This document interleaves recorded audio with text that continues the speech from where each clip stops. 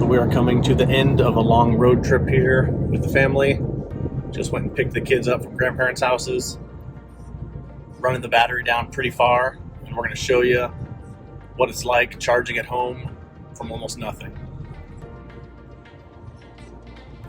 So here we are coming down to the last few miles of our trip, saying we are going to have about 5% when we get home. We're going to plug this in. We do have the Tesla home charger, 60 amp breaker. So I'll explain some of the details on that here further in just a few seconds.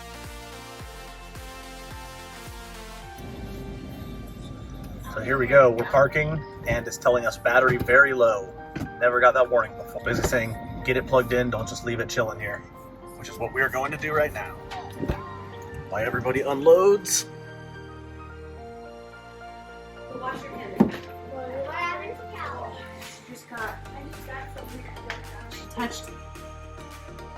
While they're unloading back there, we're gonna go through some of the stats here. So basically we are charging at 48 amps, which is 80% of the 60 amp breaker that's hooked up to the Tesla charger. Basically, you don't want to run for an extended period of time over 80% of a breaker's capacity, is what I understand. This is telling us here that we're going to be about 6 hours to get the battery back up to 80%, which is just kind of our factory set for driving around town. 80% gets us anywhere in the valley and back with no problem whatsoever. We could probably almost make it to California with 80%. But 6 hours, that sounds like a long time, and it absolutely is, because that is a lot longer than it would take at a gas station. However, this is just charging in our garage. We're not having to go somewhere to get gas. We just come home, plug in, and it's going to be full by the time even this evening rolls around. If we wanted to go up to 100%, super easy. I would just click set limit, and I can adjust this to wherever I want, from I think 50 on up to 100%. I'm gonna leave it at 80. That seems to be good for us, and I think it's good for the Tesla as well. Like I said, 6 hours. This is charging pretty quick. We're using about 11 to 12 kilowatts. When we go to the Tesla chargers, a lot of them are 150 or even 250 kilowatts. So that's like 20 times what our home charger can do. Other than that, we are really, really low. It's gonna take about 6 hours to get us up.